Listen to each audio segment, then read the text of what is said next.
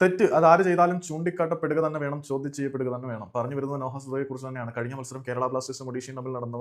അതിനകത്ത് നോഹ സദോയുടെ മാരകമായിട്ടുള്ള പ്രകടനം ഉണ്ടായിരുന്നു. പ്ലെയർ ഓഫ് ദ മാച്ച് പുരസ്കാരം സ്വന്തമായതും നോഹ സദോയ്ക്ക് തന്നെ ആയിരുന്നു. പക്ഷേ ആ മത്സരത്തിൽ നോഹ സദോയുടെ ഭാഗത്തു നിന്നും വന്ന വളരെ വലിയൊരു ഗുരുതരമായിട്ടുള്ള വീഴ്ചയെക്കുറിച്ച് പറയാതിരിക്കാൻ കഴിയത്തില്ല. കളി ഏകദേശം 42 മിനിറ്റിനോട് അടുക്കുന്ന സാഹചര്യത്തിൽ രണ്ട് ടീമുകളും തുല്യതയിൽ നിൽക്കുന്ന സാഹചര്യത്തിൽ നോഹ സദോയ്ക്ക് ബ്ലാസ്റ്റേഴ്സിന് ലീഡ് നേടിക്കൊടുക്കാൻ സുവർണ്ണാവസരം തന്നെ ഉണ്ടായിരുന്നു എന്ന് പറഞ്ഞാൽ യാതൊരു സംശയമില്ല. നോഹ സദോയി ഒറ്റയ്ക്ക് പന്ത് ഫിനിഷ് ചെയ്യാൻ നിൽക്കുന്ന സമയത്ത് എന്തുകൊണ്ടും നോഹയേക്കാൾ ഒരു 100% ഫിനിഷ് ചെയ്യാൻ പറ്റുന്ന ഒരു പൊസിഷനിൽ ജീസസ് ജെയിംസ് സന്നിഹിതനായിട്ടുണ്ടായിരുന്നു. ആ ഒരു സമയത്ത് ജീസസിലേക്ക് പന്ത് നൽകാൻ ഡാനിഷ് സൈഡിൽ നിന്ന് പറയുന്നുണ്ടായിരുന്നു. വേണമെങ്കിൽ രാഹുലിലേക്കും പന്ത് സപ്ലൈ ചെയ്യാൻ പറ്റുന്ന തരത്തിലൊരു പൊസിഷനിലായിരുന്നു നോഹ നിന്നത്. ആ ഒരു സമയത്ത് നോഹയ്ക്ക് ഡാനിഷിലേക്കല്ല, നോഹയ്ക്ക് രാഹുലിലേക്കോ ജീസസിലേക്കോ ഗോൾ പാസ് ചെയ്യാൻ കഴിഞ്ഞിരുന്നെങ്കിൽ ഷുവറായിട്ടും അവിടെ ഒരു ഗോളും ബ്ലാസ്റ്റേഴ്സിന് ലീഡും തുറക്കുമായിരുന്നു എന്ന കാര്യത്തിൽ സംശയമൊന്നുമില്ല.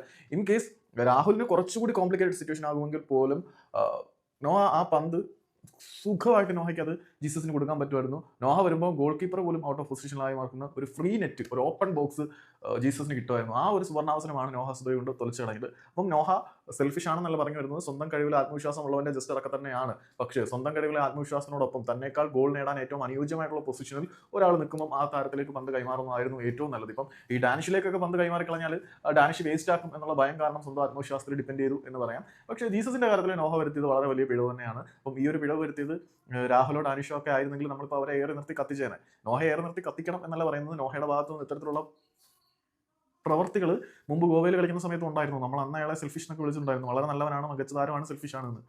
പക്ഷേ ഇവിടെ ആ ഒരു സെൽഫിഷ് നേച്ചർ ഉണ്ടാവരുത് എന്ന് പ്രാർത്ഥിക്കുന്നുണ്ട്. പക്ഷേ ആ ഒരു നിമിഷം നോഹ കാണിച്ചത് തെറ്റ് തന്നെയാണ്. നോഹയ്ക്ക് അവിടെ ജീസസിന് പാസ് നൽകാൻ കിട്ടില്ല, സ്പേസ് ഉണ്ടായിരുന്നു, ടൈം ഉണ്ടായിരുന്നു.